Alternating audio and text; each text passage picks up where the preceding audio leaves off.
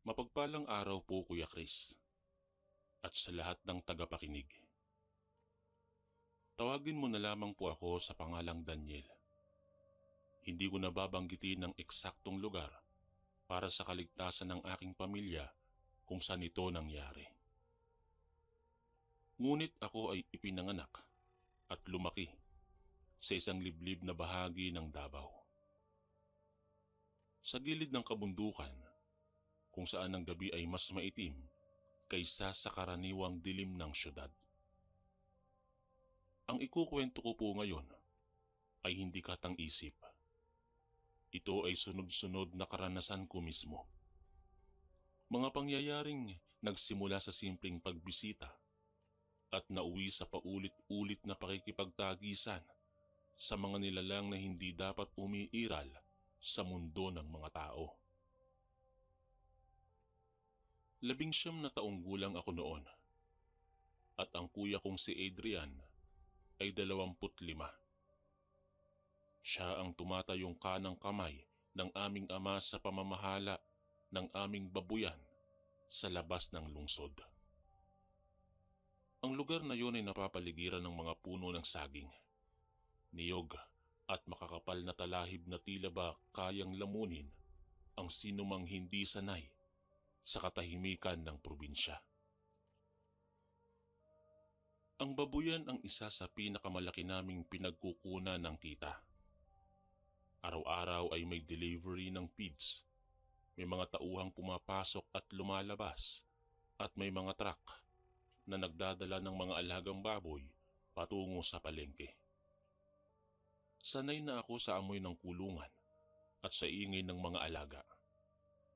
Pero isang gabi, nagbago ang lahat. Dumating sa amin ang balita na may lupang binibenta malapit sa isang komunidad na mas malayo pa sa aming babuyan. Plano sana ng aming ama na palawakin ang operasyon. Dahil abala siya, ay si Adrian ang pinadala upang tingnan ang lugar. Sumama ako dahil gusto kong matuto at makatulong. Pagdating namin doon, tahimik ang paligid. May ilang bahay na magkakahiwalay. May maliliit na taniman at may mga kulungan ng hayop sa bawat bakuran. Ang hangin ay kakaibang mabigat. Tila ba may halong amoy na hindi ko maipaliwanag. Hindi ito karaniwang amoy ng lupa o hayop. Para bang may bahid ng nabubulok na laman. Tinanggap kami ng isang pamilya na nagngangalang Monteverde. Maluwag ang kanilang bakuran at may sarili rin silang kulungan ng baboy. Habang nag-iikot si Adrian upang inspeksyonin ang lupa, napansin kong tila may mga matang nakamasid sa amin mula sa loob ng bahay. Inalok nila kaming magpalipas ng gabi roon dahil gabi na nang matapos ang pag-uusap. Pumayag naman si Adrian at doon nagsimula ang unang engkwentro. Bandang 1:00 ng madaling araw, nagising ako dahil sa sunod-sunod na kaluskos. Hindi ito ordinaryong galaw ng hayop. May ritmo ito. Parang may mabibigat na bagay na gumagalaw sa lupa. Tumayo ako ng dahan-dahan at lumapit sa bintana. Sa liwanag ng sinag ng buwan, nakita ko ang 3 anyong nakapaligid sa kulungan ng baboy. Nakadapa sila at tila ba may hinahati. Ilang segundo ang lumipas bago ko napagtanto na isa sa mga inahing baboy ang kanilang pinagtutulungang kainin. Hindi sila gumagamit ng anumang kagamitan. Ang kanilang mga kamay ay tila may sariling talim. Kitang-kita ko ang paggalaw ng laman at ang pagkalas ng bituka. Walang marinig na hiyaw mula sa baboy. Pero nakita ko ang paggalaw ng paa nito habang pinipigilan ng isa sa mga nilalang. Sa isang iglap, isa sa kanila ang tumingala. Sa dilim, kumislap ang dalawang matang tila nagbabaga. Ang kanyang leeg ay tila humaba ng bahagya habang iniikot ang ulo. Doon ako napaatras. Hindi ako nakapagsalita. Hindi ako nakahinga ng maayos. Ngunit hindi doon natapos ang gabi. Habang pabalik ako sa higaan, narinig ko ang mabagal na yabag sa bubong. Hindi ito tunog ng pusang gala.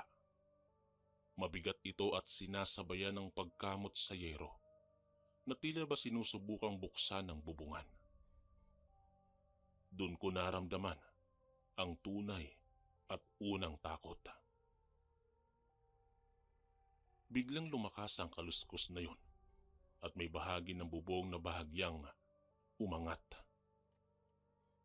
Maya-maya pa, may maitim na aninong sumilip mula sa siwang. Hindi ko maaninag ang mukha nito, pero nakita ko ang mahabang daliri na may matutulis na kuko na kumapit sa gilid ng bubong. Hindi na ako nagdalawang isip. Tumakbo ako papunta kay Adrian at ginising siya. Sa pagkakataong yun, nagsimula ang kaguluhan.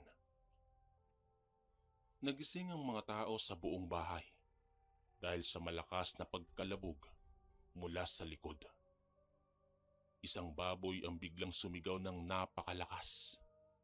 Kasunod ang tunog na pagkapunit ng kahoy. Sumugod kami palabas, dala ang flashlight. Sa liwanag nito, nakita namin ang kulungan na wasak sa isang bahagi. May dugo sa lupa at may bakas ng mga paa na hindi normal ang hugis. Masyadong mahaba, masyadong malapad, at tila may 3 malalaking daliri. Hindi pa kami nakakahinga ng maayos nang may biglang tumalon mula sa gilid ng bakod. Isang anino ang mabilis na gumapang sa lupa at umakyat sa puno ng mangga na parang hindi tao ang galaw. Habang sinusundan namin ng ilaw to, nakita ko ang itsura nito sa loob lamang ng ilang segundo. Payat, may itimang balat, nakalawit ang dila, at may mga matang mapula na tila gutom na gutom. Hindi ito katang-isip o malikmata. Hindi ito hayop, at hindi rin ito ganap na tao. Ilang segundo, sumunod pa ang dalawa. Isa ang tumalon sa bubong ng kamalig at isa ang gumapang sa ilalim ng truck na nakaparada. Parang sinasadya nilang guluhin kami. Parang sinusubukan ng aming reaksyon. Isang malakas na hampas ang tumama sa likod ng isa sa aming tauhan. Napasigaw siya habang hawak-hawak ang kanyang balikat na may malalim na gasgas. Hindi ko nakita kung paano siya inatake. Parang naglaho ang nilalang at biglang lumitaw sa kanyang likuran. Umuha si Adrian ng kahoy na poste at walang pag-aatubiling hinampas ang nilalang na sumubok muling lumapit. Tumilapon ito at gumulong sa lupa. Ngunit sa halip na masaktan, tila ba lalo lamang itong nagalit. Nag-angat ito ng ulo at nagpakawala ng ungol na parang pinaghalong tao at hayop. Ang iba pang nilalang ay tila tumugon sa tunog. Narinig ko ang mabilis na yabag sa paligid. Hindi 3, kundi higit pa. Doon ko napagtanto, hindi lamang ito simpleng pag-atake sa hayop. Pinag-aaralan nila kami. Sa loob ng ilang minuto, tila ba naglaro ang mga nilalang sa amin. Sumusugod, umaatras, tumatalon sa bubong, dumudulas sa lupa, at nag-iiwan ng gasgas at dugo sa paligid. Hanggang sa bigla silang nawala. Walang bakas ng pag-alis. Walang direksyong tinahak. Para silang usok na naglaho sa dilim. Naiwan kaming hingal na hingal. May sugat ang isa naming tauhan at may 2 patay na baboy na halos wala ng lamang loob. Sa unang gabi pa lamang, alam kong hindi ito aksidente. Hindi ito simpleng hayop na nagutom. May mas malalim na dahilan kung bakit kami tinarget. At hindi ko pa alam noon na iyon pa lamang ang simula ng sunod-sunod na engkwentro na maglalagay sa buhay namin sa bingit ng kamatayan. Hindi kami nakatulog matapos ang unang pag-ataking yon. Ang buong paligid ng babuyan ay tila nabalot ng mas makapal na dilim kaysa karaniwan. Kahit sumikat ang araw kinabukasan, hindi nawala ang pakiramdam na may nakamasid pa rin sa amin mula sa pagitan ng mga puno at sa likod ng mga kulungan. Maaga kaming nagsimulang maglinis. Ang dugo ng 2 baboy ay kumalat sa lupa at ang bakas ng mga yapak ay mas malinaw sa umaga. Hindi ito ordinaryong paa ng tao o hayop. Ang marka ay pahaba. May 3 malalaking daliri sa unahan at tila may kaliskis ang gilid ng bakas. Ang pagitan ng bawat hakbang ay masyadong malayo para sa normal na tao. Ibig sabihin, tumatalon o mahahaba ang mga hakbang nila. Habang ini-inspeksyon ni Adrian ang perimeter ng bakuran, napansin niya ang mga marka ng kuko sa poste ng bakod. Ang kahoy na dati makinis ay tila kinayod ng matalim na bakal. Hindi yun kayang gawin ng aso o pusa. Ang lalim ng hiwa ay halos 1 pulgada. Pinag-usapan naming dagdagan ng ilaw sa paligid. Naglagay kami ng mga malalakas na floodlight sa 4 na sulok ng babuyan. Nag-install din kami ng mga matitibay na kandado at pinalakas ang bakod. Ngunit sa kabila ng lahat ng paghahanda, alam kong hindi sapat ang pisikal na proteksyon laban sa mga nilalang na kayang gumapang sa bubong at tumalon ng walang tunog. Kinagabihan, nagbantay kami. Hindi na kami nagtiwala sa tahimik na gabi. Nasa gitna ako ng bakuran. Hawak ang flashlight at isang kahoy na pamalo. Si Adrian naman ay nasa tabi ng kulungan. May hawak na mas mabigat na bakal na tubo. Ang 2 tauhan namin ay nagbantay sa likod na bahagi kung saan pinakamalapit ang kakahuyan. Bandang 12:00 ng gabi, biglang namatay ang 2 floodlight sa hilagang bahagi. Hindi ito sabay na namatay dahil sa brownout. Isa-isa silang kumurap muna bago tuluyang magdilim. Alam naming hindi ito simpleng sirang bumbilya. Kasunod nun, ang tunog na mabagal na pagkamot sa yero ng kamalig. Hindi ito padalos-dalos. Parang sinasadya nilang iparinig sa amin ang presensya nila. Isang mahabang kalmot, tapos ilang segundo ng katahimikan. Pagkatapos ay isa na namang kalmot. Ilang sandali pa, nagbigay si Adrian ng senyas na maghanda. Hindi kami umatras.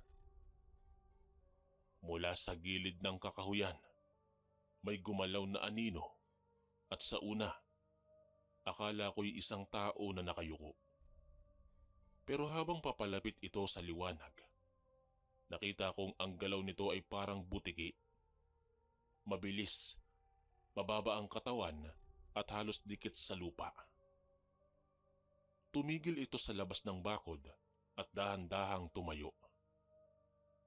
Ang taas nito ay halos katumbas ng isang normal na lalaki. Pero ang mga braso ay mas mahaba kaysa karaniwan. Ang mga daliri ay manipis at tila may matutulis na dulo. Ang mukha nito ay hindi ko ganap na maaninag. Pero nakita ko ang paggalaw ng panga na tila bang ngumunguya, kahit wala namang hawak na pagkain. Napansin naming hindi lamang isa ang dumating. Dahil mula sa kaliwa, may tumalon pababa mula sa puno ng mangga. Mabilis itong bumagsak, ngunit hindi gumawa ng malakas na tunog. Parang magaan ang katawan sa kabila ng laki nito. Maya-maya pa, nagsimula ang pag-atake ng sabay-sabay. Ang unang nilalang ay tumalon sa bakod at dumiretso sa kulungan. Hinampas ito ni Adrian ng bakal na tubo. Tumama ang tubo sa balikat nito at narinig ko ang tunog na parang nabasag na kahoy. Ngunit sa halip na umatras, mabilis itong gumanti at kumalmot sa hangin. Kung hindi nakailag si Adrian, tiyak na napunit ang kanyang leeg. Sumugod ang pangalawang nilalang sa isa sa aming mga tauhan. Hinablot nito ang braso ng tauhan at halos mabitbit siya palayo sa bakod. Narinig ko ang pagkapunit ng tela at ang ungol sa sakit. Tumakbo ako patungo sa kanila at hinampas ko ang nilalang sa likod. Ramdam ko ang tigas ng balat nito. Parang makapal na goma na may buto sa ilalim. Maya-maya pa'y biglang nagpakawala ng matinis na sigaw ang isa sa mga nilalang. Hindi ito karaniwang hiyaw. May kakaibang panginginig sa tunog na yon. At sa loob ng ilang segundo, tila ba nag-echo ang tunog sa buong paligid. Mula sa likod ng babuyan, may sumagot na katulad ng tunog. Ibig sabihin, hindi pa sila tapos. Ang ikatlong nilalang ay biglang lumitaw sa bubong ng kulungan. Tumalon ito pababa at dumiretso sa isa sa mga alagang baboy. Sa isang iglap, nakapasok ang kamay nito sa ilalim ng tiyan ng hayop. Walang pag-aatubiling hinila nito ang laman palabas. Hindi ko na napigilan ang sarili ko. Tumakbo ako at hinampas ang likod nitong paulit-ulit. Sa wakas, tila nakaramdam ito ng sakit. Umikot ito at tinulak ako. Bumagsak ako sa lupa at bago pa ako makatayo, naramdaman ko ang mabigat na presensya sa ibabaw ko. Nakita ko ang mukha nito sa loob ng ilang pulgada ang layo mula sa akin. Ang balat nito ay kulay abo. May bahagyang kaliskis sa gilid ng pisngi. Ang mga mata ay hindi ganap na pula, kundi parang nagliliyab na uling. Ang hininga nito ay mabaho, amoy dugo at bulok na laman. Itinaas nito ang kamay at handang kumalmot sa mukha ko.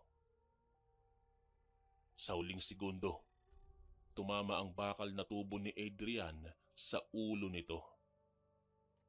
Tumilapon ito sa tabi at gumulong sa lupa. Ngunit hindi sila umatras agad. Ang mga nilalang ay tila nagtipon sa gitna ng bakuran. Mga 5 nilalang sila. Hindi na sila basta sumusugod. Para silang nag-assess ng sitwasyon. Nag-aaral ng aming galaw.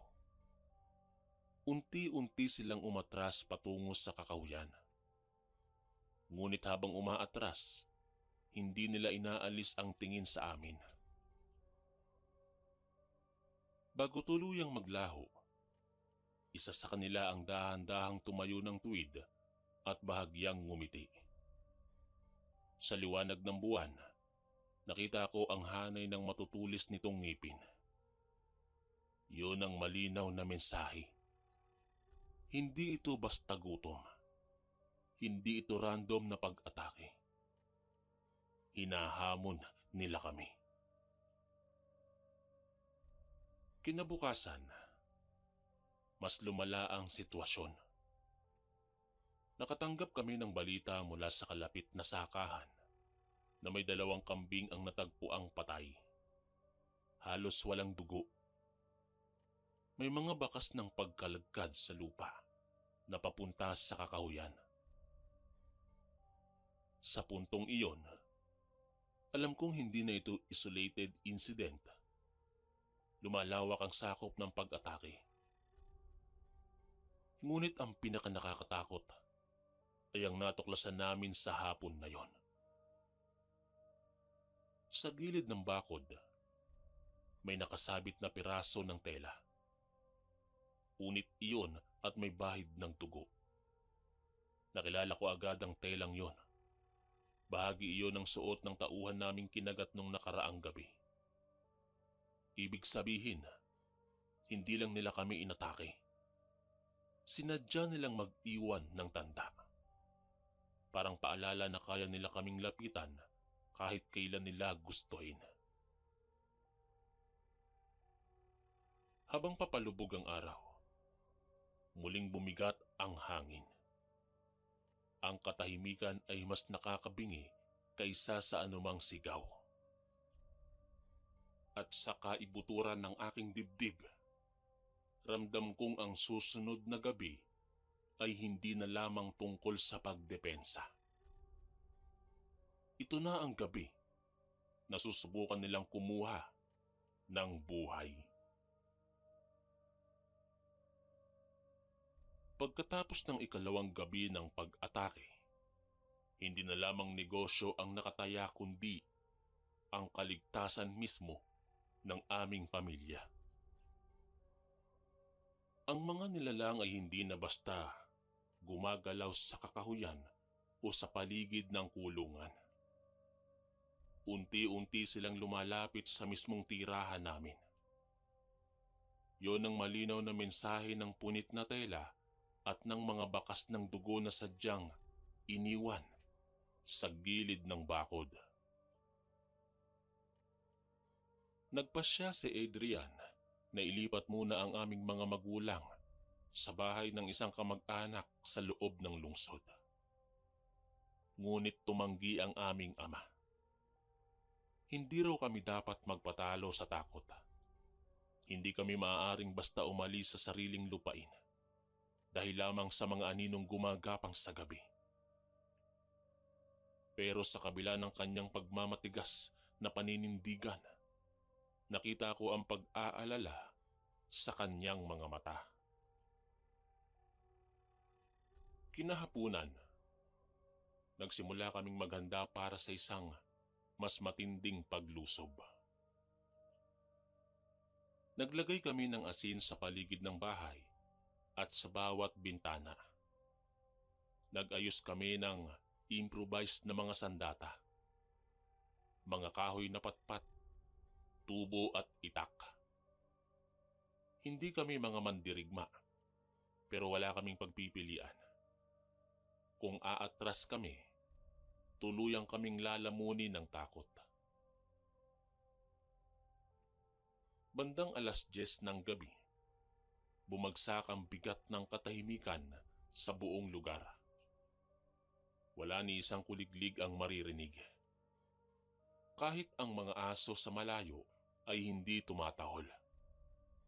Ang ganitong klaseng katahimikan ang mas nakakatakot kaysa sa anumang ingay.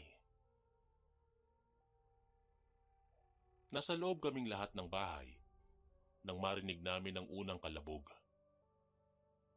Hindi ito mula sa kulungan ng baboy. Mula ito sa bubong ng aming mismong tahanan. Isang mabigat na tunog. Parang may tumalon mula sa puno papunta sa yero. Sumunod ang pagkaluskos. Dahan-dahan. Parang may gumagapang. Ramdam ko ang panginginig ng yero sa bawat galaw nito.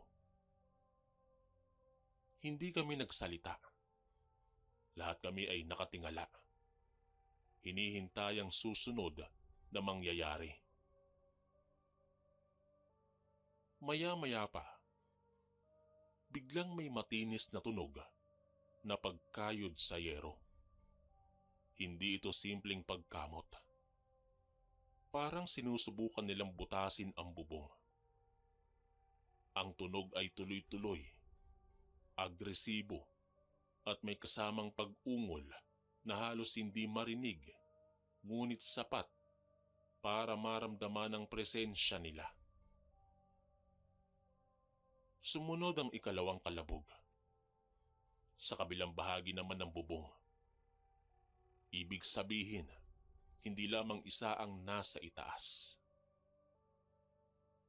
Nagsimula ang pagyanig ng bahay nang may bumagsak sa may likurang pinto.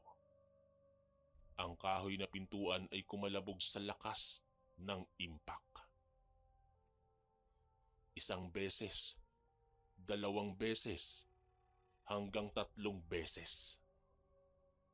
Sa bawat pagbangga, may pumuputok na bahagi ng kahoy. Sa likod ng bahay, narinig ko ang pagbasag ng bintana. Ang salamin ay nagkadurog-durog sa sahig. Agad na sumugod si Adrian sa direksyong yon, hawak ang tubo. Hindi ko alam kung alin ang dapat kong bantayan. Ang bubong, ang pintuan, o ang likod na pasukan. Sa loob ng ilang segundo, naganap ang sabayang paglusob. Ang isang bahagi ng bubong ay tuluyang nabutas. Mula roon ay may maitim na anyo ang bumagsak sa loob ng sala. Bumagsak ito sa mesa at agad na tumayo.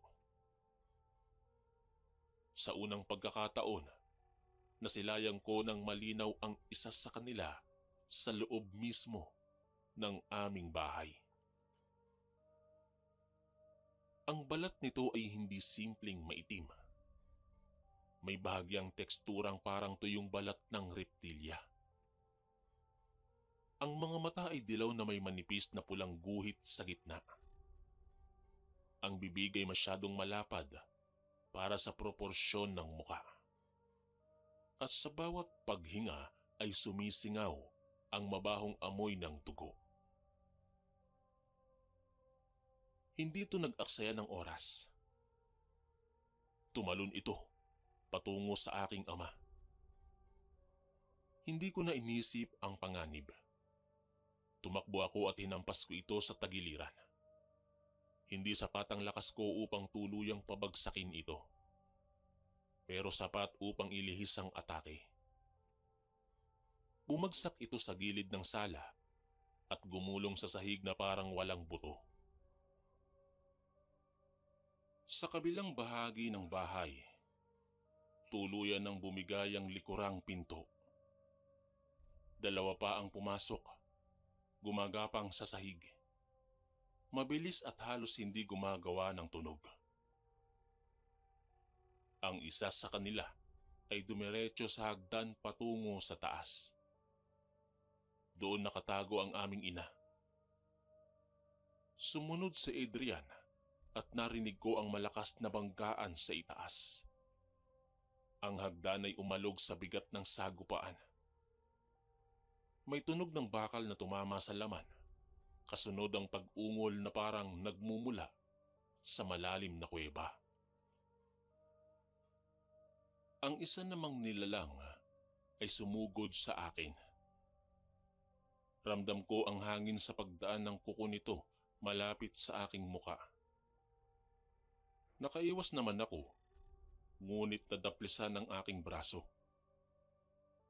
Agad akong nakaramdam ng hapdi at sa pagtingin ko ay may mahaba akong sugat na dumudugo. Hindi ko na naramdaman ang sakit dahil sa adrenaline. Hinablot ko ang supot ng asin na nasa mesa at walang pag-aalinlangan na isinaboy ko ito sa mukha ng nilalang. Sa unang pagkakataon, narinig ko ang totoong sigaw ng sakit mula sa kanila. Subalit hindi yun sapat para paalisin sila. Ang nilalang na nasa itaas ay bumagsak mula sa hagdan. Tila itinulak ito pababa ni Adrian. Ngunit bago ito tuluyang bumagsak, kumapit ito sa rehas at tumalon pabalik sa sala. Sa loob ng bahay, nagmistulang gyera ang nangyari. Mga kahoy na upuan ang nabali. Ang mesa ay natumba at ang mga gamit ay nagkalat sa sahig. Ilang segundo, isang nilalang ang tumalon palabas ng bintana matapos tamaan ng bakal. Pero ang dalawa ay nanatili. Sa gitna ng kaguluhan, may narinig akong pamilyar na tunog. Ang parehong matinis na hiyaw na narinig ko nung ikalawang gabi. Ngunit mas malapit ito ngayon at mas malakas. Pagkatapos ng hiyaw na yon, sabay-sabay silang umatras. Para bang may utos na dumating. Ang dalawang nasa loob ay tumalon palabas sa butas ng bubong at sa wasak na pintuan. Sa loob ng ilang segundo, wala na sila. Naiwan kaming hingal na hingal, duguan, at wasak ang bahay. Habang sinusuri namin ang mga sugat at ang pinsala sa bahay, may napansin si Adrian sa labas. Sa lupa, sa may harap ng pintuan, may mga bakas ng paa na higit sa 5. At sa pinakadulo ng bakas, may isang marka na tila ginawa gamit ang kuko. Hindi ito random na gasgas, isa itong hugis na parang simbolo. 3 pahabang guhit na nagsasalubong sa gitna. Hindi ko alam ang ibig sabihin noon, ngunit ramdam kong hindi ito simpleng pananakot. Isa itong tanda. At sa loob-loob ko, alam kong ang susunod na pag-atake ay hindi na lamang sa babuyan o sa bahay. Dahil kami na mismo ang pakay ng mga ito. Matapos ang paglusob sa loob mismo ng aming bahay, wala nang natitirang ilusyon sa amin na ang mga nilalang ay basta na lamang nagkataong napadaan. Ang simbolong iniwan nila sa lupa ay malinaw na mensahe. Minamarkahan nila kami. Hindi na kami basta target ng gutom dahil kami ay piniling biktimahin. Kinabukasan, kahit may mga sugat pa kami at pagod sa magdamag na pakikipaglaban, nagpasya si Adrian na hindi na kami maghihintay sa susunod na pag-atake. Kung patuloy kaming magtatago sa loob ng bakuran, uulit-ulitin lang ang pagsalakay. Kailangan naming alamin kung saan sila nagmumula. Hindi ito desisyong ginawa ng padalos-dalos. Alam naming maaaring hindi kami makabalik. Ngunit kung hindi kami kikilos, unti-unti nilang dudurugin ang aming kabuhayan at isusunod ang pamilya namin. Bandang dapit hapon, sinundan namin ang mga bakas ng paa na naiwan sa likod ng bakuran. Hindi madali ang pagtunton dahil tila sadyang pinili ng mga nilalang ang bahaging mabato at may tuyong dahon upang mabura ang marka. Pero may mga lugar na malambot ang lupa at doon malinaw na makikita ang tatlong mahahabang daliri. Habang papalalim kami sa kakahuyan, napansin kong nagiging mas malamig ang hangin kahit hindi pa palubog ang araw. Ang mga ibon ay tila nagsipagliparan palayo. Ang paligid ay hindi tahimik dahil sa kapayapaan. Ito ay tahimik dahil may nagbabantay. Sa loob ng ilang minuto naming paglalakad, nakarating kami sa isang bahagi ng gubat na sa gitna nito ay may lumang istrukturang tila dating kamalig o kubo na ngayon ay halos wasak na at tinutubuan na ng mga baging. Doon kami unang nakaramdam ng kakaibang presensya. May amoy na sumalubong sa amin. Hindi lamang bulok na laman, kundi parang pinaghalong dugo at lupa na matagal nang binasa ng ulan. Sa gilid ng kubo, may nakita kaming mga buto ng hayop. At hindi lamang baboy o kambing. May ilang butong masyadong maliit para sa alagang mga hayop. At may hugis na kahawig ng sa tao. Hindi ko agad pinansin yon, ngunit naramdaman kong bumigat ang dibdib ko. Biglang may mabilis na aninong dumaan sa likod ng kubo. Hindi namin ito nakita ng buo, ngunit sapat ang galaw upang malaman naming hindi kami nag-iisa. Hindi kami umatras. Habang papalapit kami sa kubo, narinig ko ang mababang ungol mula sa loob nito. Hindi ito malakas, subalit malinaw na may gumagalaw sa loob ng madilim na espasyo. Maya-maya pa'y biglang sumugod si Adrian papasok at agad naman akong sumunod. Sa loob, madilim at halos walang liwanag maliban sa sinag na pumapasok sa butas ng bubong. Doon sa sulok, nakita namin ang isang nilalang na nakayuko sa ibabaw ng isang patay na hayop. Nang maramdaman nito ang presensya namin, dahan-dahan itong tumayo. Sa pagkakataong iyon, mas malinaw ko itong nasilayan kaysa sa mga nakaraang gabi. Ang katawan nito ay payat ngunit tila may lakas na nakatago sa bawat galaw. Ang mga kasukasuan ay bahagyang nakausli at ang likod ay may bahagyang umbok na parang hindi ganap na pantay ang kanyang gulugod.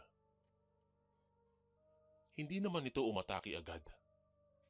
Sa halip ay tumingin ito sa amin ng diretso. Sa mga mata nitong madilaw, may kakaibang talino. Hindi ito basta halimaw na umaasa sa instinct. Meron itong pang-unawa. Sa isang iglap, tumalon ito pataas at kumapit sa poste ng kubo. Ang bilis ng galaw ay hindi kayang sundan ng normal na paningin. Bago pa kami makaposisyon, nasa likod na namin ito.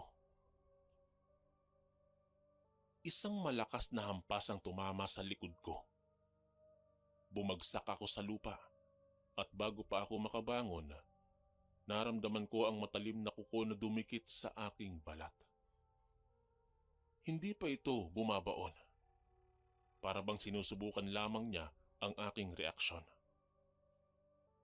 Hinampas ni Adrian ang likod nito gamit ang tubo.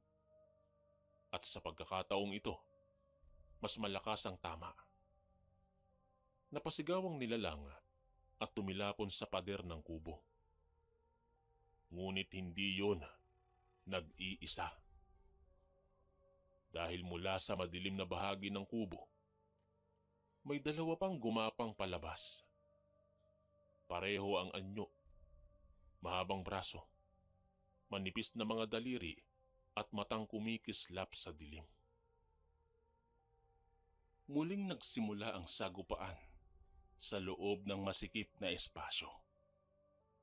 Hindi na ito tulad ng pagdepensa sa bahay. Mas malapit ang labanan. Ramdam ko ang bawat paghinga nila, ang bawat pagdampi ng balat na tila malamig, ngunit may init ng dugo sa loob. Isa sa mga nilalang ang sumugod sa akin. Nakaiwas ako sa unang atake, ngunit nadaplisan ang aking tagiliran. Ramdam ko ang pagkapunit ng balat at ang pag-agos ng dugo sa ilalim ng aking damit.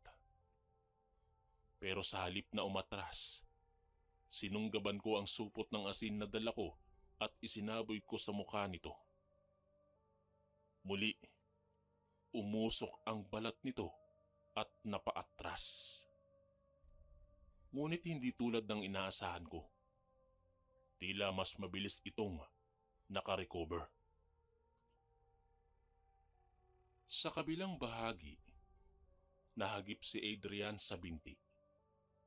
Nakita kong halos mawalan siya ng balanse, ngunit hindi siya bumigay. Gumanti siya ng sunod-sunod na hampas hanggang sa mabitawan ng nilalang ang kanyang binti. Sa gitna ng kaguluhan, may narinig akong kakaibang tunog. Hindi ito ungol, hindi rin sigaw. Para bang tawanan. Mahina pero malinaw. Mula sa likod ng kubo, may lumitaw na mas malaking anyo. Mas matangkad ito kaysa sa iba. Mas malapad ang balikat at mas matalim ang tingin. Hindi ito agad sumugod. Tumayo lamang ito sa bukana ng kubo. Pinagmamasdan ang labanan. Doon ko napagtanto na marahil ito ay namumuno sa kanila. Ang dalawang mas maliit na nilalang ay tila biglang nagbago ng galaw. Mas agresibo, mas sabay ang kilos, na parang may senyas na ibinigay. Sa puntong yun, alam kong hindi na namin kaya ang sabayang pag-atake kung magtatagal pa kami roon. Sumigaw si Adrian na umatras at sa gitna ng pagtulak at pag-iwas, nakalabas kami ng kubo. Ngunit hindi kami basta nakatakas. Ang mas malaking nilalang ay sumunod palabas. Sa liwanag ng papalubog na araw, mas malinaw ang anyo nito. Ang balat ay mas makapal at mas maitim. Ang mata ay hindi dilaw kundi mas mapula. At ang ngipin ay mas mahahaba. Hindi ito gumagapang tulad ng iba. Naglalakad ito ng matuwid. Sa unang pagkakataon, nakaramdam ako ng tunay na pangamba na maaaring hindi kami makalabas ng buhay. Tumalon ito patungo kay Adrian. Hindi ko alam kung saan nanggaling ang lakas ko. Pero hinampas ko ang likod nito ng buong puwersa. Bahagya itong napaatras, ngunit mabilis itong bumaling sa akin. Sa sandaling yon, nagkatitigan kami.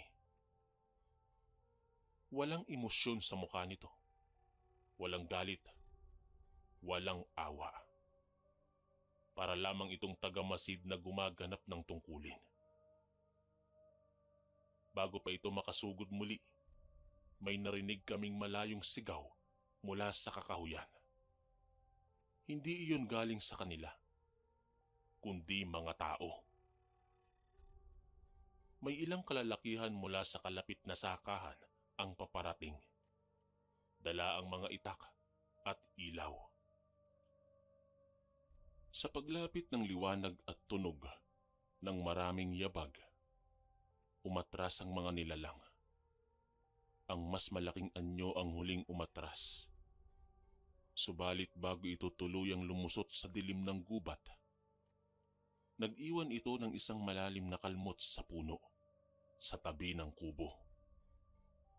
3 pahabang guhit, katulad ng simbolong nakita namin sa bakuran. Isang malinaw na paalala. Hindi ito ang huli. At sa loob-loob ko, alam kong sa susunod na pagkikita, hindi na lamang kami ang mga ngaso, kundi kami ang hahabulin. Pagkatapos ng sagupaan sa lumang kubo sa gitna ng kakahuyan, nagbago ang lahat. Hindi na lamang ito serye ng pag-atake sa hayop o pananakot sa bahay. Napatunayan naming may pinamumunuan ang mga nilalang. Isang malakas, mas matalino, at mas mapagmasid kaysa sa iba. At kung totoo ang kutob ko, hindi kami basta-basta pakakawalan. Ilang araw kaming hindi ginulo matapos ang engkwentro sa kubo. Ngunit ang katahimikan ay hindi nagbigay ng kapanatagan. Sa halip, mas pinapalala nito ang tensyon. Bawat kaluskos ng dahon ay tila babala. Bawat anino sa gilid ng paningin ay parang nagbabadya ng pag-atake. Sa ikatlong gabi ng katahimikan, nagpasya kaming magbantay muli.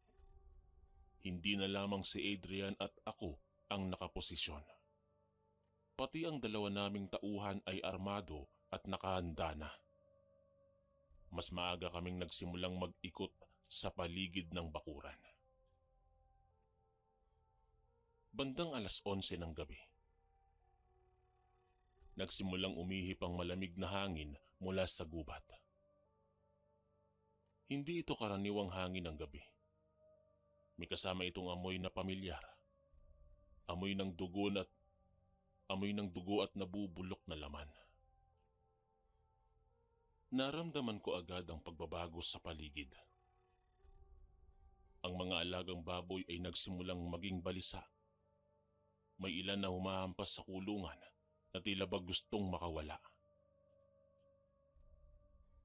Makalipas ang ilang minuto, narinig namin ang unang sigaw.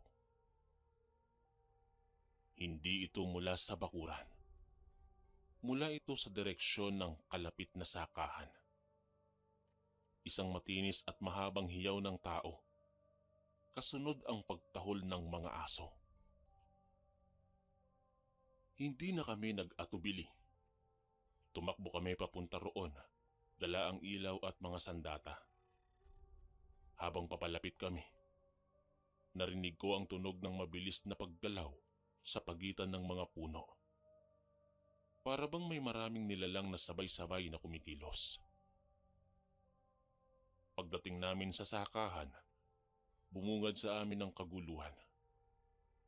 Wasak ang isang bahagi ng bakod at may dugo sa lupa. Sa gitna ng bakuran, may isang lalaking nakahandusay. Tuguan ng balikat at ang leeg. Ngunit hindi siya ang hinahanap namin. Ang kanyang anak na binata ay wala. Ayon sa mga nakasaksi, may 3 aninong biglang lumitaw mula sa dilim. Ang isa ay dumiretso sa ama upang guluhin siya, habang ang 2 ay hinablot ang binata at kinaladkad papunta sa kakahuyan. Hindi ito simpleng pagpatay. Ito ay pagkuha. Hindi na kami nagdalawang isip. Sinundan namin ang bakas ng dugo at pagkaladkad sa lupa. Malinaw ang marka sa basang bahagi ng lupa. Parehong 3 daliring bakas at mas malalim na marka na tila may mabigat na bagay na hinihila. Habang papalalim kami sa gubat, mas lumalakas ang amoy. At sa bawat hakbang, mas ramdam ko ang presensya ng mga matang nakamasid sa amin. Hindi kami naglakad ng tahimik. Sinasadya naming gumawa ng ingay. Umaasang ilihis ang atensyon ng mga nilalang mula sa biktima. Sa isang bahagi ng kagubatan na malapit sa lumang kubo, narinig namin ang mababang ungol. Hindi ito mula sa biktima. Isa itong tila pag-uusap sa pagitan ng mga nilalang. Mabababang tunog na may ritmo. Paglapit namin, nasilayan namin ng eksena. Sa gitna, nakatali ang binata sa isang poste ng kahoy. Hindi siya patay, ngunit wala siyang malay. Sa paligid niya, may 5 nilalang na nakapaligid at sa kanilang likuran ay nakatayo ang mas malaking anyo. Ito marahil ang pinuno. Hindi sila nagmamadali. Parang may ritual na isinasagawa. Isa sa mga mas maliit na nilalang ang lumapit sa binata. At inilapit ang mukha nito sa leeg ng biktima. Hindi agad ito kumagat. Parang inaamoy muna at sinusuri. Sa sandaling yon, alam naming wala ng oras. Sumugod si Adrian ng walang pag-aatubili. Hinampas niya ang pinakamalapit na nilalang. Nagkagulo at ang dalawa ay umatake agad sa kanya habang ang isa ay tumalon patungo sa akin. Hindi na ito katulad ng mga nakaraang sagupaan. Mas organisado ang galaw nila. Habang dalawa ang sumasagupa sa amin, ang isa ay sinubukang ilayo ang biktima.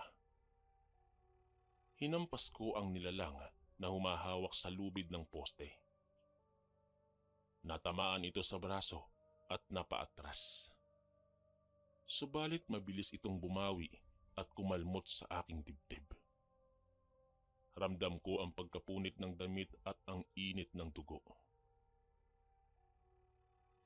Sa gilid ng paningin ko, nakita kong ang mas malaking pinuno ay hindi pa sumasali. Nakatingin lamang ito. Tila sinusukat ang takbo ng labanan. Muli kong sinaboy ang asin sa isa sa mga sumugod sa akin. Umusok ang balat nito at napasigaw. Subalit ang iba ay tila natuto na.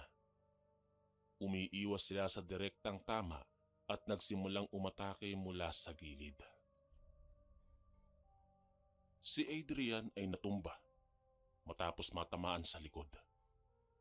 2 nilalang ang halos nakadagan sa kanya. Sa sandaling yon, sumugod ang mas malaking pinuno. Ang galaw nito ay mas mabilis kaysa sa inaasahan ko. Sa isang iglap, nasa ibabaw na ito ni Adrian. Nakataas ang kamay na may mahahabang kuko. Tumakbo ako ng buong lakas at hinampas ang tagiliran nito. Ramdam ko ang tigas ng katawan nito. Subalit hindi ito agad napaatras. Sa halip, bumaling ito sa akin at sa unang pagkakataon, narinig ko ang malinaw nitong ungol. Malalim at may halong galit. Tumalon ito at bumagsak sa akin. Bumagsak kami pareho sa lupa at ramdam ko ang bigat nito at ang presyon ng kuko na bahagyang dumidiin sa aking leeg. Sa loob ng ilang segundo, wala akong marinig kundi ang tibok ng puso ko. Bago pa tuluyang bumaon ang kuko nito, may malakas na hampasang tumama sa likod nito at isa sa mga kalalakihang sumunod sa amin mula sa sakahan ang tumama gamit ang itak. Hindi sapat upang putulin ang laman, ngunit sapat upang ilihis ang atensyon nito. Sa kaguluhan, nakuha namin ang pagkakataon upang kalagan ang binata. Hinila namin siya palayo habang ang iba pang kalalakihan ay nakikipagsagupa sa mas maliliit na nilalang. Subalit bago kami tuluyang makalayo, narinig ko ang isang malakas na hiyaw. Hindi mula sa nilalang, kundi mula sa isa sa aming tauhan. Paglingon ko, nakita ko siyang hinahablot ng isang nilalang patungo sa mas madilim na bahagi ng gubat. Sinubukan naming habulin, pero sa loob lamang ng ilang segundo ay nawala sila sa dilim. Naiwan kami roon.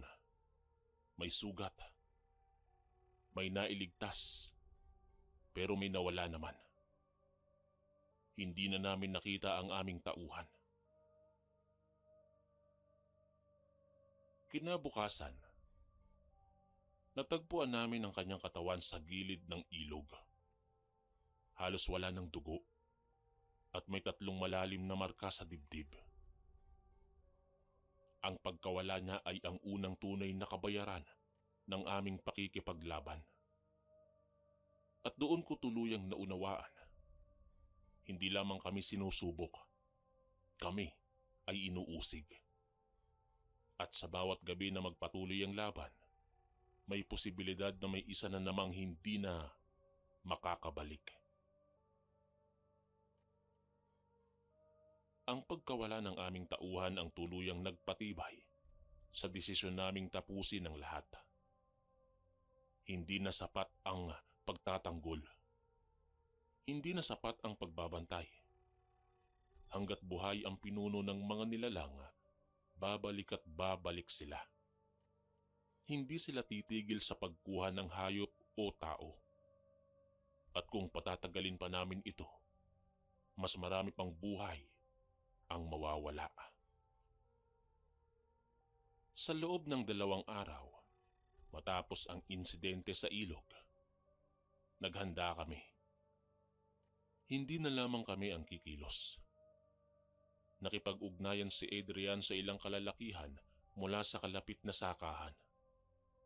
Mga taong hindi na bago sa panganib at handang lumaban para sa kanilang pamilya. Hindi kami umasa lamang sa lakas. Nagdala kami ng asin, mga itak, bakal na tubo, at ilang sako ng abo mula sa sinunog na palaspas ng kahoy.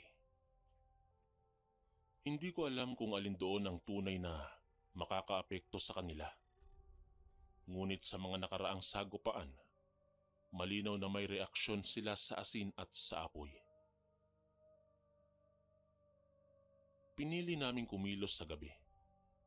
Alam naming doon sila malakas. Pero doon din sila mas kumpiyansa. Kung may pagkakataon kaming mahuli ang pinuno, yun ay kapag sigurado siyang siya ang nasa kontrol. Bandang 11:00 ng gabi, nagsimula kaming maglakad patungo sa kalagitnaan ng kagubatan, malapit doon sa lumang kubo. Walang nagsasalita ni isa. Tanging yabag lamang namin at ang pag-ugong ng hangin sa pagitan ng mga puno ang maririnig.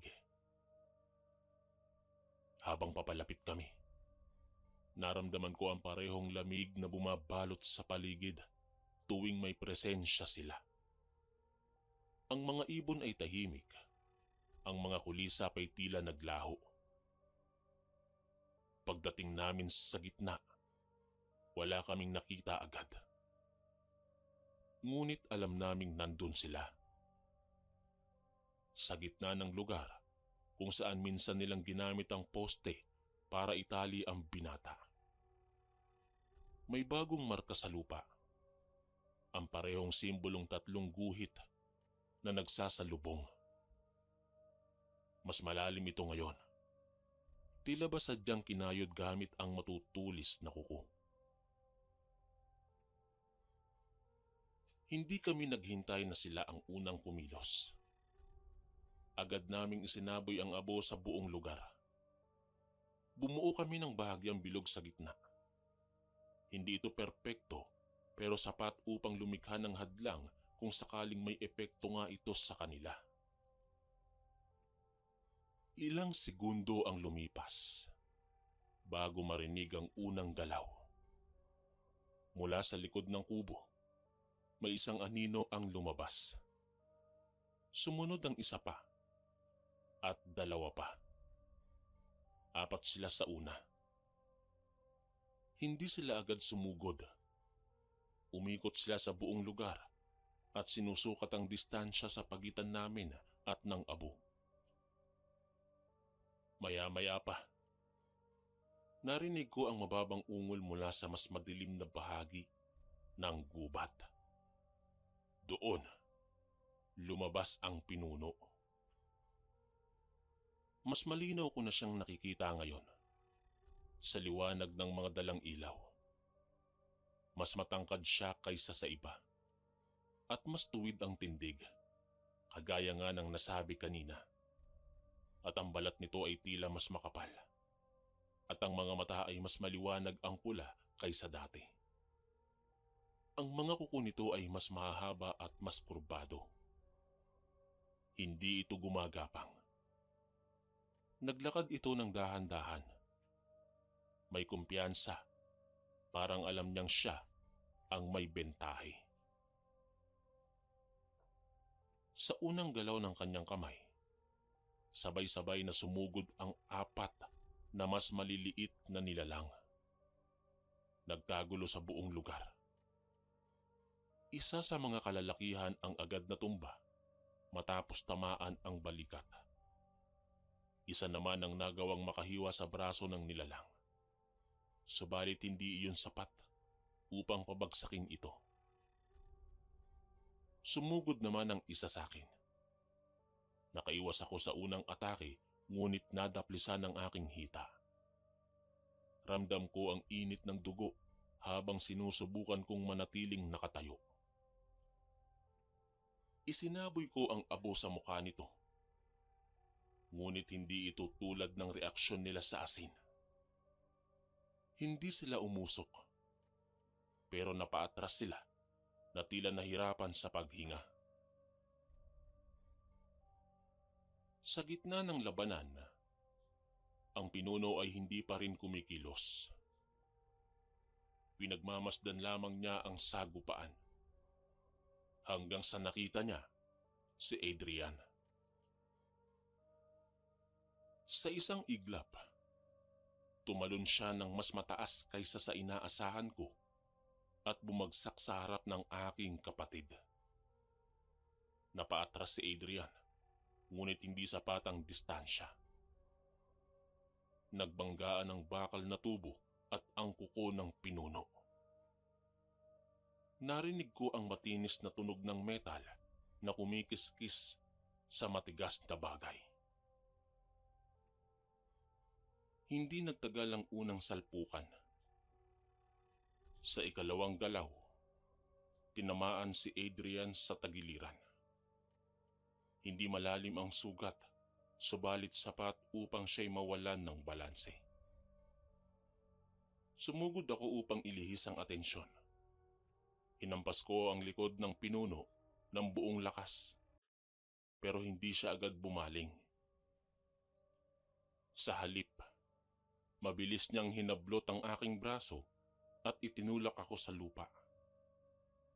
Sa unang pagkakataon, naramdaman ko ang tunay niyang lakas. Hindi ito katulad ng iba. Parang may mas mabigat at mas siksik na puwersa sa bawat paggalaw niya. Itinaas niya ang kamay na may mahahabang kuko. At sa gilid ng paningin ko, nakita kong si Adrian ay pilit tumatayo kahit sugatan. Bago pa bumaba ang kuko ng pinuno, may sabay-sabay na isinaboy na asin at abo mula sa likod ko. 3 kalalakihan ang sabay-sabay na umatake. Tinamaan ang muka at dibdib ng pinuno. Sa unang pagkakataon, narinig ko ang malakas at galit na hiyaw mula sa kanya. Umatras siya ng bahagya at sa sandaling yon, sumugod si Adrian at tinamaan ang kanyang balikat gamit ang tubo. Hindi ito sapat upang pabagsakin siya, subalit sapat upang masira ang kanyang ritmo. Nagpalitan kami ng atake sa loob ng ilang minuto na tila mas matagal sa pakiramdam. Sa bawat tama namin, may bahagyang reaksyon siya. Pero hindi siya bumabagsak. Hanggang sa isa sa mga kalalakihan ang nagawang maabot ang kanyang likod at tinamaan siya gamit ang itak. Hindi malalim ang hiwa, ngunit may dumaloy na mas maitim na likido mula sa sugat nito. Sa sandaling iyon, nagbago ang ekspresyon niya. Hindi na siya kalmado. Nagpakawala siya ng matinis at malakas na hiyaw. Ang mga mas maliliit na nilalang ay agad na umatras. Sa loob ng ilang segundo, naglaho sila sa kakahuyan, kasama ang pinuno. Hindi namin sila hinabol. Naiwan kaming hingal na hingal. May mga sugat, subalit buo pa rin. Hindi namin alam kung gaano kalalim ang sugat ng pinuno. Hindi namin alam kung babalik siya. Ngunit alam naming hindi iyon ang katapusan. Dahil bago tuluyang maglaho sa dilim, lumingon siya sa amin. At sa kanyang mga mata, nakita ko ang isang bagay na mas nakakatakot kaysa sa galit. Matapos ang sagupaan, hindi na bumalik ang katahimikan. Hindi ito tulad ng mga naunang gabi na may pagitan ang pag-atake. Ngayon, ramdam naming may paparating na mas mabigat. Parang ang buong paligid ay humihinga kasabay ng isang bagay na naghihintay lamang ng tamang sandali. Sa loob ng 3 araw, hindi na kami lumayo sa bahay. Ang mga kalalakihan ay nagpalit-palit ng pagbabantay. Ang mga alagang hayop ay inilipat namin sa mas masikip, subalit mas matibay na kulungan. Hindi na kami umaasa sa swerte o tsamba. Alam naming babalik ang pinuno. At kapag bumalik siya, hindi na iyon simpleng pagsubok. Sa 3 gabi, lumitaw ang kakaibang liwanag sa kalangitan. Hindi ito maliwanag na buwan, kundi may bahagyang pamumula. Hindi ko alam kung epekto yon ng manipis na ulap o simpleng pagkakataon lamang. Ngunit may dala itong masamang pakiramdam. Bandang hating gabi, nagsimulang umangal ang mga aso ng sabay-sabay. Hindi sila tumatahol ng paunti-unti. Sabay-sabay at tuloy-tuloy. Na tila may nakikita sa iisang direksyon. Mula sa gilid ng kakahuyan, may mga aninong gumagalaw. Hindi 4, hindi 5, mas marami. Hindi na sila nagtatago. Dahan-dahan silang lumabas sa dilim, isa-isa, hanggang umabot sa halos 10 ang bilang. At sa likuran nila, naroon ang pinuno na mas malinaw kaysa dati. May marka pa rin ang kanyang balikat kung saan siya tinamaan ng itak. Hindi ito tuluyang gumaling. Pero sa halip na manghina, tila mas naging mabagsik ang kanyang presensya. Hindi na kami naghintay. Sinindihan namin ang mga nakahandang sulok at sabay-sabay na inilatag ang asin sa harap ng bakuran. Hindi perpekto ang harang, ngunit sapat upang pabagalin sila. Sa unang hakbang ng pinuno, papasok sa liwanag ng sulo, nagsimulang sumugod ang iba. Ang unang dalawang nilalang ay agad na tumalon sa bakod. Isang kalalakihan ang nasalpok at napahiga. Pero nakabangon din agad at nakaganti ng tama. Nagkagulo na ang buong bakuran. May mga nilalang na umaakyat sa bubong. May gumagapang sa gilid ng kulungan ng baboy. At may direktang sumusugod sa amin. Hindi na ito tulad ng mga nakaraang sagupaan na may pagitan ang galaw. Ito ay sabayang paglusob na. Isa sa mga nilalang ang nakapasok sa kulungan at agad na sinunggaba ng isang baboy. Hindi na namin yon nailigtas. Pero bago pa ito makalabas, tinamaan ito ng sulo sa likod at nagliyab ang bahagi ng kanyang balat. Sa unang pagkakataon, malinaw naming nakita ang takot sa isa sa kanila sa harap ng apoy. Ngunit ang pinuno ay hindi umatras. Dumiretso siya sa gitna ng bakuran. Tinatapakan ng asin ng hindi gaanong naapektuhan. May bahagyang usok sa ilalim ng kanyang paa. Ngunit hindi siya napaatras.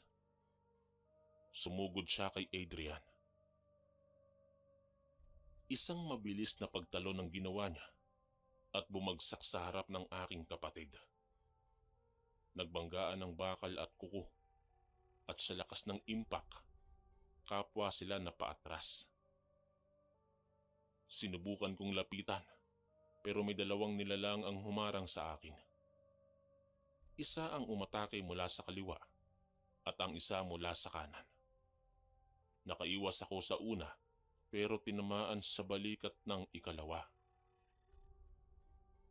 Sa sakit na iyon, muntik na akong matumba.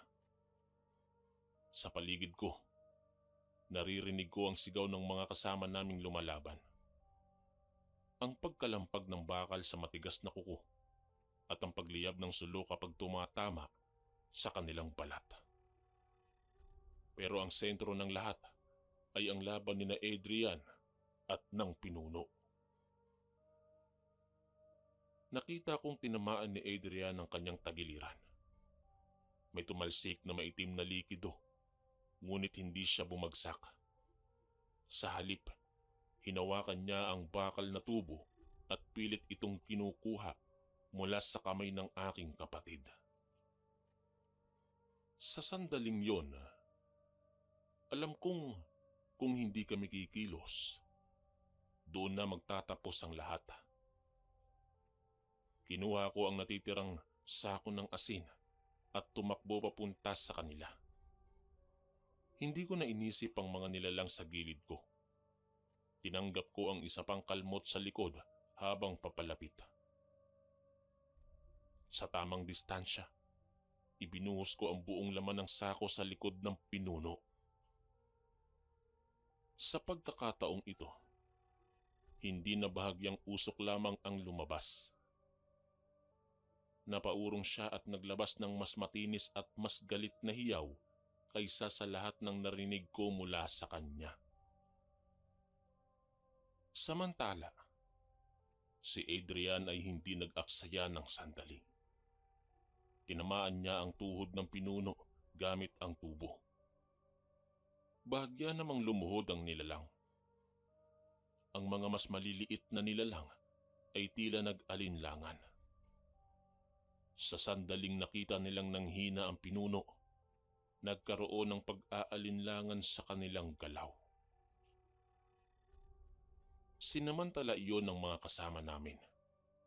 Sabay-sabay silang sumugod at tinamaan ang pinuno mula sa iba't ibang direksyon ng katawan nito. Hindi ito madali, kahit sugatan ay malakas pa rin siya. May isa pang kalalakihan ang napuruhan at natumba. Ngunit sa tuloy-tuloy na pag-atake, unti-unting bumagal ang kanyang galaw. hanggang sa tuluyan siyang bumagsak sa gitna ng bakuran. Ang mga mas maliliit na nilalang ay sabay-sabay na umatras. Isa-isa silang tumalon pabalik sa dilim ng kakahuyan. Wala nang humabol sa kanila.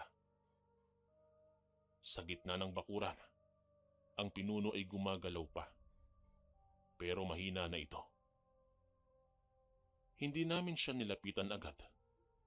Hinayaan naming masunog ng sulo ang bahagi ng kanyang balat na nabasa ng asin. Unti-unti, tumigil ang kanyang paggalaw. Walang engranding hiyaw sa huli. Walang dramatikong sandali. Isang mabigat na katahimikan lamang ang bumalot sa lugar. Pagkatapos ng gabing yon, hindi na sila bumalik.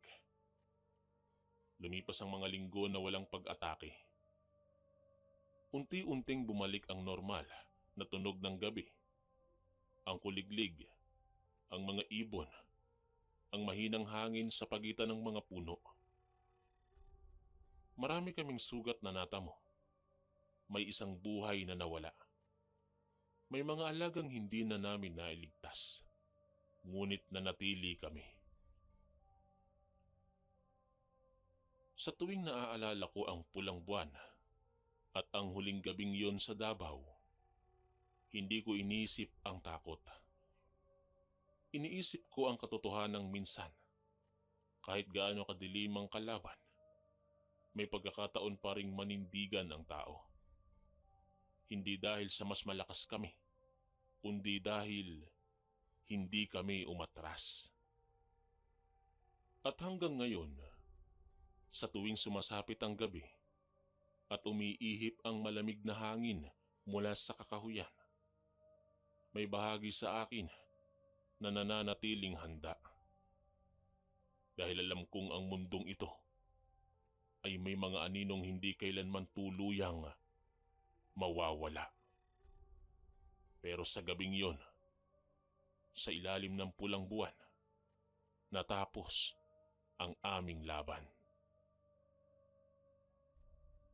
Hanggang dito na lamang po ang aking kwento.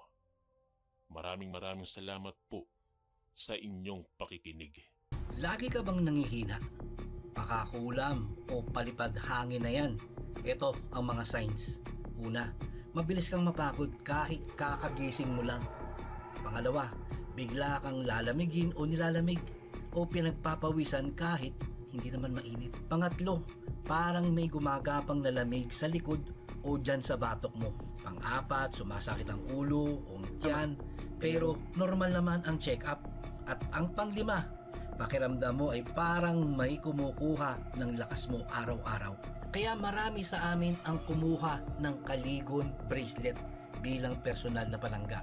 Ang Kaligon Bracelet ay espiritual na panangga laban mo sa kulam, barang, tigalpo, palipad hangin, usog at lahat ng anyo ng sumpa. Kasama na dito kapatid ang rebuelta o ang pagbabalik ng sumpa sa nagpadala nito. Kargado din ito ng mga Latin na dasal mula sa ating mga kaibigang manggagamot at antingero. Simple lang kasundo, isuot mo lang ito. Malaki ang tulong nito, lalong-lalo na kung madalas kang manghina. Nasa baba ang yellow basket. Kung hindi mo makita, isearch mo lang sa Lagbantay Kaligon Bracelet.